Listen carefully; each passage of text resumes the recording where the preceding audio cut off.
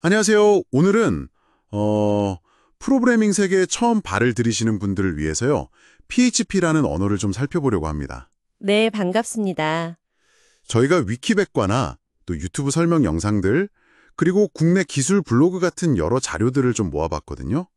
PHP 특징이나 커뮤니티 이야기 같은 것들이요. 네네. 그래서 저희 목표는 이걸 들으시는 여러분들이 PHP가 뭔지, 이걸 왜 쓰는지, 핵심 개념은 뭔지 좀 빠르게 감을 잡으시도록 돕는 거예요. 좋습니다. 자, 그럼 바로 한번 시작해 볼까요? 네. 그래서 PHP가 정확히 뭔가요? 이름부터가 좀 재밌던데요. 원래 퍼스널 홈페이지 이거였다가 지금은 PHP 하이퍼텍스트 프리 프로세서라면서요. 네, 맞아요.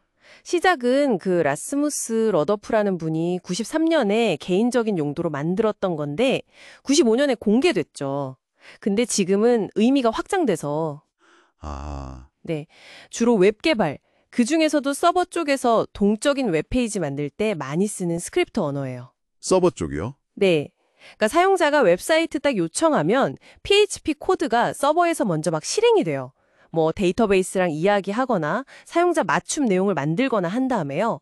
그 최종 결과물 HTML을 브라우저로 보내주는 방식이죠. 아, 그러니까 눈에 보이기 전에 뒤에서 뭔가 막 일어나는 거군요. 그렇죠. 이 서버에서 실행된다는 게 아주 중요해요. HTML이나 CSS, 자바스크립트 같은 건 브라우저에서 직접 돌아가잖아요. 근데 PHP는 달라요. PHP가 설치된 서버 환경, 예를 들면 아파치나 엔진엑스 같은 게 꼭 있어야 돌아갑니다. 그렇군요. 약간 무대 뒤에 스태프 같은 느낌인데요. 그리고 귀여운 코끼리 마스코트도 있다면서요. 일레퍼판트라고? 아, 네, 맞아요. 코끼리. 귀엽죠. 그럼 이 PHP 코드는 실제로 웹페이지에서는 어떻게 보이는 건가요? 자료 보니까 .php 뭐 이런 거 안 해? 네, 맞아요. 보통 HTML 코드 중간에요. .php 하고 코드 쪽 쓰고 .php 이렇게 닫는 태그 안에 PHP 코드를 넣어요. 네네. 아니면 아주 간단하게 뭔가를 출력할 때는요. 이렇게 짧게 쓰기도 하고요. 아, 짧게도 쓰는군요. 문법은 C 언어랑 좀 비슷하다는 말도 있던데요. 반복문이나 조건문 같은 거요? 네, 기본적인 구조는 C 스타일을 많이 따랐어요. 그래서 C나 자바 같은 언어 경험이 있으시면 좀 더 익숙하게 느끼실 수 있죠.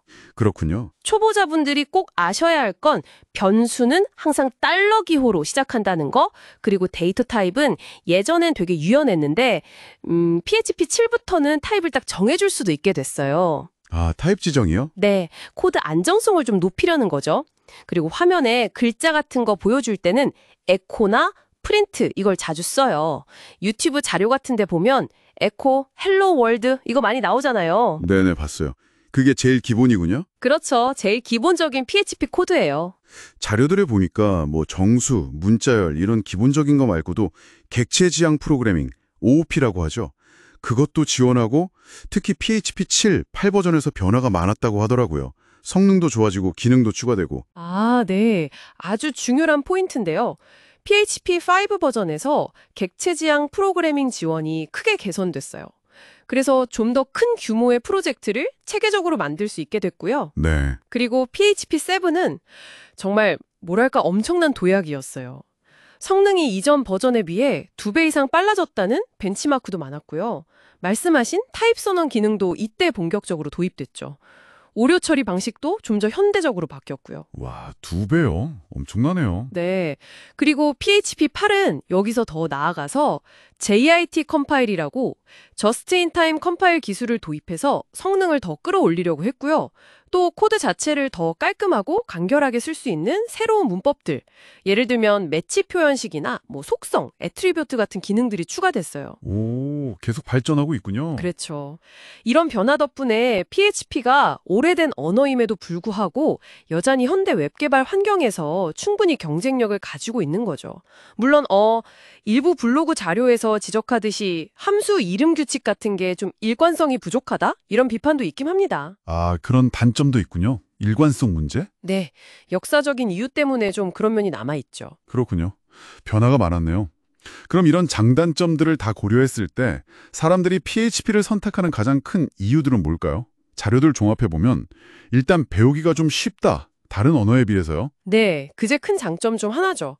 문법이 비교적 직관적이고 웹 개발이라는 특정 목적에 맞춰져 있다 보니까요. 그리고 웹 개발에 진짜 실용적이고 데이터베이스, 특히 MySQL이랑 궁합이 잘 맞는다. 이런 얘기도 많고요. 맞아요. 웹 개발의 거의 표준 조합처럼 쓰였었죠. MySQL 연동이 정말 간편해요. 그리고 무엇보다 커뮤니티가 엄청나게 크다는 거. 이게 정말 중요합니다. 커뮤니티요? 네, 위키백과 통계 보니까 2025년 1월 기준으로 서버 쪽 언어가 확인된 웹사이트 중에 거의 75%가 PHP를 쓴대요. 와, 75%요. 진짜 많네요. 네, 그러니까 사용자가 워낙 많으니까 궁금한 게 생기거나 문제가 생겼을 때 참고할 자료나 도움받을 곳이 정말 많다는 거죠. 라라벨이나 심포니 같은 훌륭한 프레임워크들도 많고요. 그리고 오픈소스라서 무료라는 점도 빼놓을 수 없죠. 맞아요. 무료. 그것도 크죠. 근데 아까 말씀하신 단점들, 그러니까 함수명 비일관성 말고 또 주의할 점이 있을까요? 보안 이야기도 좀 있던데요. 네. 보안은 정말 중요한 부분인데요. PHP 자체가 불안하다기보다는 개발자가 사용자로부터 입력받는 값들을 제대로 처리하지 않으면 보안 취약점이 생기기 쉬워요. 예를 들어 SQL 인젝션이나 크로스 사이트 스크립팅, XSS 같은 거요. 입력값 처리. 네. 그래서 유튜브 자료 같은 데서도 HTML 스페셜라이즈 함수나 필터 인풋 함수 같은 걸 써서 입력값을 꼭 검증하고 필터링하라고 강조하죠. 이건 PHP뿐만 아니라 모든 웹 개발에서 중요하지만요. 성능 문제는 앞서 말했듯이 최신 버전에서 정말 많이 좋아졌고요. 네, 최신 버전에선 개선되었다. 알겠습니다. 자, 그럼 이제 이 방송 듣고 PHP 한번 해볼까 하는 분들 계실 텐데요. 실제 시작은 어떻게 해야 하나요? 로컬 개발 환경 이런 거 설치해야 한다면서요? 네, 맞아요. 내 컴퓨터에서 PHP 코드를 직접 짜고 실행해 보려면 개발 환경을 만들어야 하는데요. 네, 제일 쉬운 방법은 XAMPP, 크로스 플랫폼, 램프, 맥, 램프, 리눅스 같이 아파치 웹서버, MySQL 데이터베이스, PHP를 한꺼번에 묶어서 설치해주는 패키지를 이용하는 거예요. 클릭 몇 번이면 설치가 끝나니까 초보자분들께 좋죠. 한방 패키지요? 편하겠네요. 네.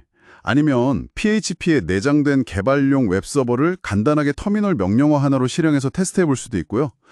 시작하는 구체적인 방법은 유튜브 가이드나 블로그 글 찾아보시면 정말 많이 나올 거예요. 그렇군요.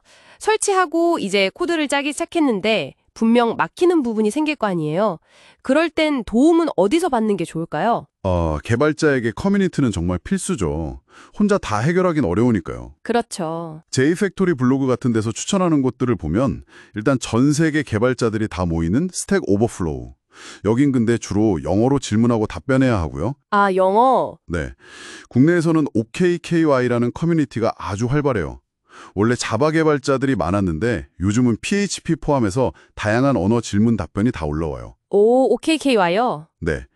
그리고 GitHub 자체도 커뮤니티 기능이 있어서 특정 프로젝트 관련해서 질문하거나 정보를 얻을 수도 있고요. 이런 커뮤니티에서 질문도 하고 다른 사람들 코드도 보고 답변도 해주면서 실력이 많이 늘죠. 구인구직 정보도 얻을 수 있고요. 와, 정말 다양한 곳이 있네요. 스택 오버플로우, OKKY, GitHub. 기억해둬야겠어요. 네, 꼭 활용해보세요. 자, 그럼 오늘 이야기 좀 정리해볼까요? PHP는 꽤 오래됐지만 여전히 웹 개발에서 정말 널리 쓰이는 언어고 그렇죠. 이제 특이한 점이나 알아둬야 할 부분들은 있지만 접근성이 좋다는 건 분명 큰 장점이고 그래서 여전히 많은 웹 프로젝트에서 아주 강력한 선택지가 되고 있죠. 네, 오늘 PHP의 정말 기본적인 개념부터 역사, 장단점, 그리고 도움받을 곳까지 쭉 훑어봤습니다. 이 정보가 이제 PHP를 배워볼까 고민하는 우리 청취자분들께는 궁극적으로 어떤 의미가 될 수 있을까요? 마지막으로 한번 생각할 거리를 던져주신다면요? 이런 건 어떨까요? PHP가 워드프레스 같은 아주 유명한 CMS, 그러니까 컨텐츠 관리 시스템의 기반 언어라는 점을 한번 생각해 보세요. 전 세계 웹사이트에 정말 많은 수가 워드프레스로 만들어졌거든요. 워드프레스, 네네. 그리고 라라벨 같은 강력한 프레임워크도 PHP 기반이고요. 그러니까 PHP를 배운다는 건 단순히 그냥 빈 화면에 처음부터 웹사이트를 만드는 기술만 얻는 게 아니에요. 이미 세상에 널리 퍼져 있는 이 강력한 도구들, 워드프레스나 라라벨 같은 것들을 이해하고 내가 원하는 대로 바꾸거나 기능을 더 확장할 수 있는 열쇠를 얻는 것과 같다고 볼 수 있습니다. 기존의 강력한 도구를 활용할 수 있는 능력. 그렇죠. 그러니까 PHP를 알게 되면 여러분은 어쩌면 지금 쓰고 있는 어떤 유명한 웹 도구를 여러분만의 아이디어로 새롭게, 더 편리하게 바꿔볼 수도 있지 않을까요?